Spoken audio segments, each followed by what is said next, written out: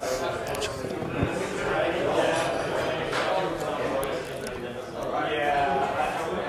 already on? Cool.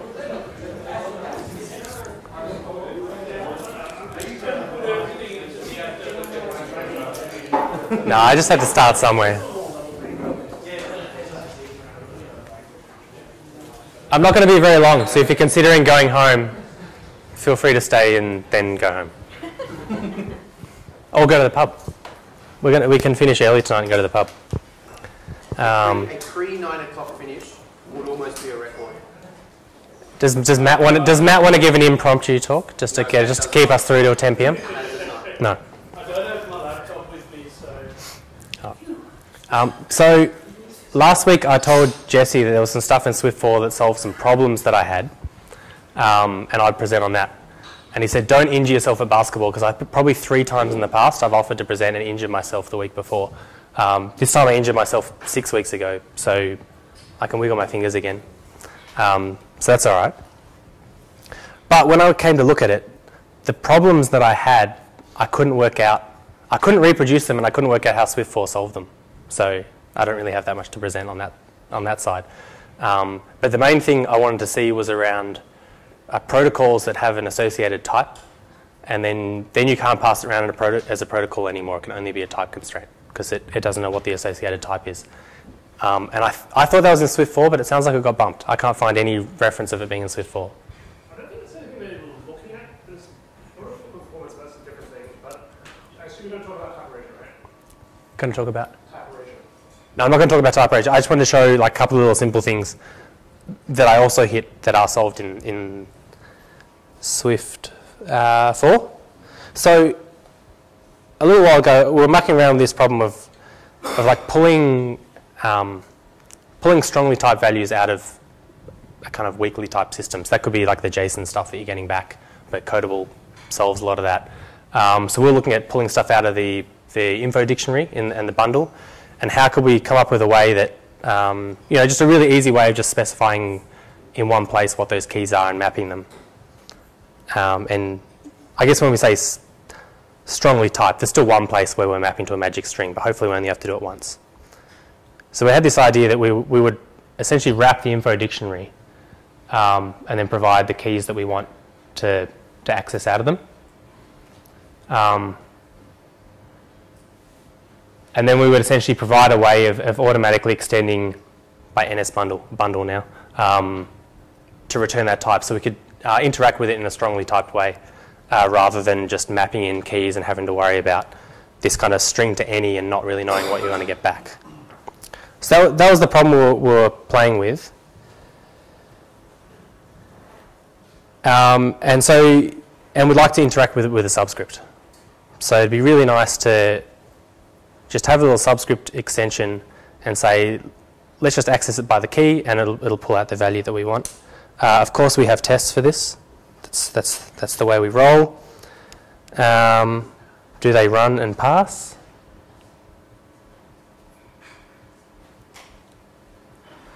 Yes. Okay. The test pass, which is if the value doesn't exist, it gives you nil. If the value does exist, it pulls it out. But we have to do this cast to a string. And usually when you're pulling out strongly typed values, we're mapping them into data. Like if you look at the Codable stuff, you have a strongly typed model that you're binding into. So you already know the types of the things you're pulling out. And so it'd be really nice not to have to cast that value to match them up. It should be able to do that for you. And so, yeah, it'd be really nice to say, well, it already knows that it's going to return a string. So could we actually just get it to infer that and do it for you? So that's easy enough to do. We just say on the subscript, we'll say we'll give it a generic type t, and instead of returning any, let's return a t, and we'll cast the value to t. Does it still need to be optional? It still needs to be optional at this stage because I guess the value you pull out of a dictionary could be nil or anything, and it could also be the wrong type. So at this stage, it still needs to be optional. And this is the problem we hit, which Swift 4 solves. Of like the 10 problems I had that I thought Swift 4 solved, this was the easiest one to reproduce and show. And that's that you can't do generic types on subscript in Swift 3. So let's pull that out, load up the latest and greatest. I was going to do this on my MacBook. I'm so glad I didn't now because it takes about 15 minutes to compile even like Hello World. So let's pull this out now. It's probably going to complain and says we can actually now bump it up to Swift 4. And now, does it compile now? That's not the problem. It's getting confused because my tests were already compiled with Swift 3 and Swift 4, you know. Standard procedure, delete derived data, start again.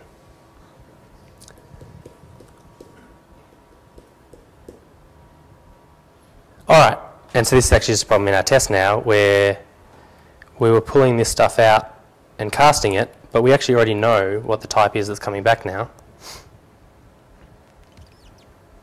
Did that compile or run? I haven't got glasses on, it's all blurry.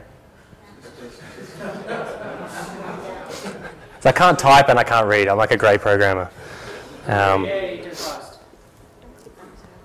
Depressingly, team productivity is up without me being able to type, so I don't really know what that says.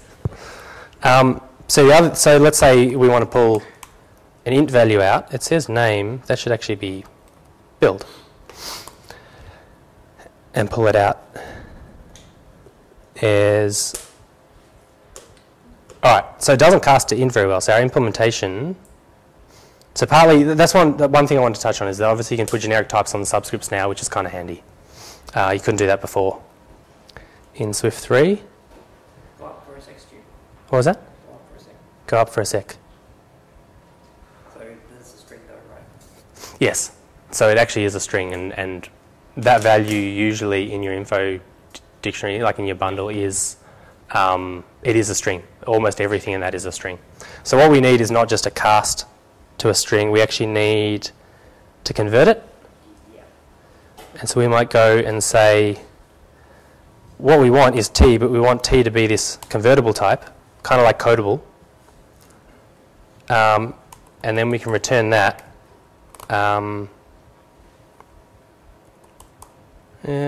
What is value here? An optional any. Let's just convert that to a string. Let's just say everything is a string in here, because I can't remember the rest of my demo. That's optional now. We can flat map it. Tom will love that. You would have needed a question mark after value to get code completion. Yes, we will. But because we're all functional now, we'll flat map it instead. Let's flat map that shit. Flat map it. That's basically the solution. If you can't work out what's happening, you're trying to map something that nothing's working, flat map it. And wait CPU cycle. Yep, cool. So if you want to see, like this is just that convertible thing is just an easy way of converting between values. So if you want to see that, there's just a couple of little protocols there, but it's just a way of converting into a different type. And Matt mentioned whether we want it to be, we don't want it to be optional, right? Like, to be honest, I'd rather not crash things. I don't want to unwrap it in a different way. I'd rather just fall back to some different things. So let's say we want that just to be t. And so let's say in these tests, there is no nil case if we always return a value. But if it's a string, we want to return the string. If it's an int, we want to return an int. And actually, this case does exist, but it's not nil. Let's say it's empty string. Like if this a string that doesn't match, we'll give it a default value. All right. That doesn't work because we haven't unwrapped it. So let's say it's convertible and defaulting. So that's another little protocol that will give it a default value. And so we can say if it doesn't come out of any of that, whatever the type is, give me the default value for what that type is. And again, that's just another little protocol that can give you default values for the different types. And so, let's run our tests again. Is there a good list of those default values? I mean, I define them, so you can choose what they are. It's saying blah, blah, blah is not unwrapped, something, something. Have I done something really stupid?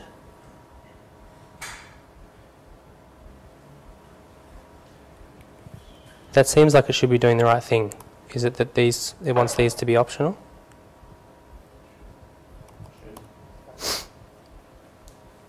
Oh, it built. They shouldn't have to be optional, so I don't know why that is. What is big bundle?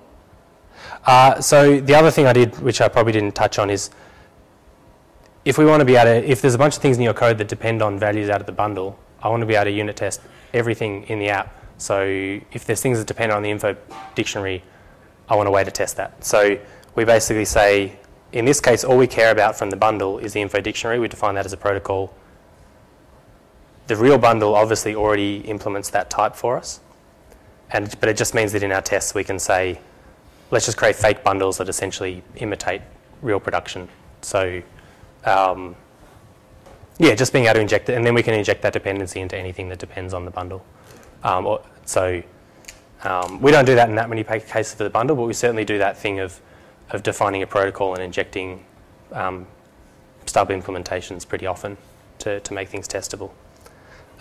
Which is annoying if you have generic types on them because you can't inject the protocol anymore. That was my original problem. Did anyone see it run while we're talking? Did it run? They're green. They're green. Okay. So the second bit that I thought was Swift 4 is this thing that you can now define a type as like it's a protocol and a something else protocol. Doing it in a generic type constraint like this apparently happened in Swift 3, so I just missed out on that. So we can do that bit already. The bit that they've added, I guess, is being able to define that as a variable type. So you can do a class, so you can load your IP controller and like convertible and default or something. Yeah, so you can say something now, and if we had a thing here, we could say that is convertible and defaulting. I think that is the new bit in Swift 4. I think that existed. I think what you can do, yeah, that already exists. You put a class in front, like you controller is what I can think off the top of my head. Ah, right, yeah. And then it'll match all those versus before when it. Gotcha. So doing it with other types. Anyway, so I was a little bit behind the ball. I thought this syntax, because you could do it with the where clauses obviously, and it does the same thing, but it takes up the whole screen. So that's a nice little concise syntax for doing, like it's convertible and you can get default values out of it. But turns out it was in Swift 3 already.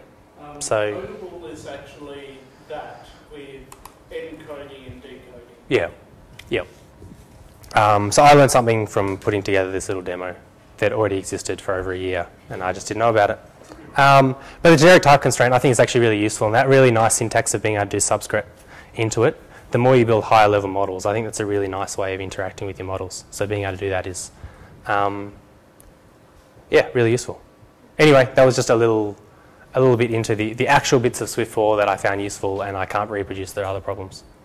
So, yeah, thanks for sticking around. Tom's got a question. Sorry, what's that question mark operator?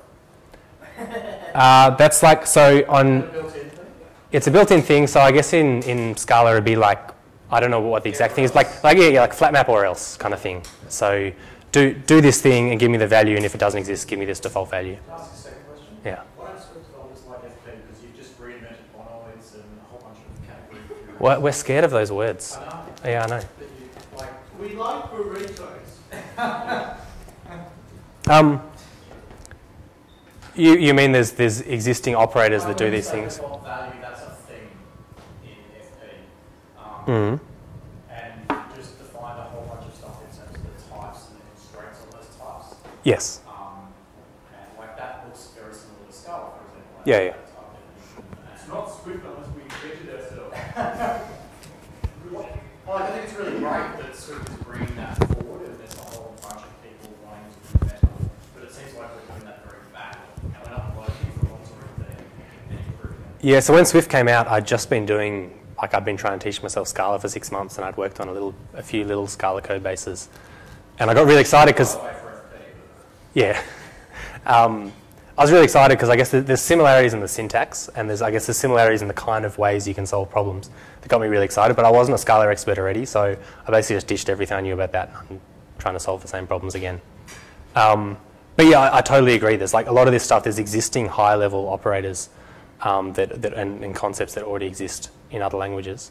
I think Scala is one that we draw on a bit because there are similarities in, like, it's kind of functional, but it's It's got the same trade-offs and constraints on a functional hybrid running an existing VM. Yeah. So I think we could. I don't know enough Scala developers, so I'll come and hang out with you. We're quite open about taking advantage of other languages, SBTs and all that. Yeah. Thank you, Stu. That's it. Thanks, Stu. Cool. All right, super quickly before everybody goes, thanks for hanging around. By the way, this is one of the earlier endings of the evenings. Just really quick. That's not always, Matt doesn't always present. I've just got my usual end slide that normally has the date wrong, but Jesse, I'm not going to be there next month, so Is it AR kit? it could be if you like. I've forgotten what the topic I set for next month was. Why don't we do a poll now? Hold on. Why don't we check what we said it was? I know that Redbubble has some AR kit stuff to present, and Vlas, you do as well. Yep, but not next month. I won't be here. No, I kit. You can't if someone's here. So let me work it out. Can you phone me remote? Yeah. Can I FaceTime you? Nah, I'll be in Russia. They don't have internet there. No. I'm just joking. I'll work it out. I'll work it out. Sean just suggested me to show it off today. Well, there's good automation. What did I say for next month? Automation and tooling. Okay, we'll work it out. We'll work it out. I think maybe October is probably a good one for AR kit. Next meetup is the 14th of September. The day before here is also the Realm World Tour thingamabob. I think free. Yes, free. Next hack night is 29th of August, is that right? 22nd. So not the 29th. It's not the 29th, So 29th is the Dev World dinner, so we're moving it a week earlier. the week earlier. So the second last Tuesday of the month. Special August edition. Special August edition. All right, so ignore that slide. There's always one wrong. Next then is breakfast, 1st of September. Manchester Press, was that right? Yeah. Is that what we did this month? That was successful? Yeah, bagels are awesome. Yeah, they're pretty Everyone good. seems to enjoy it. They're pretty good there. Yeah, and this breakfast is just like it's like the hack night, except it's replace beer with breakfast. Thanks for coming. Thanks for the presenters. That was actually lots of fun. Thanks, Tom, for spending an hour on Swift. Same with you, Stu. Thanks for spending an extra hour trying to work out what you were doing. See you guys next month. Cheers.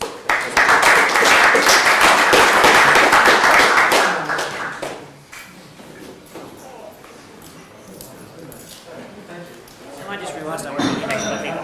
Where are you doing? Singapore. What's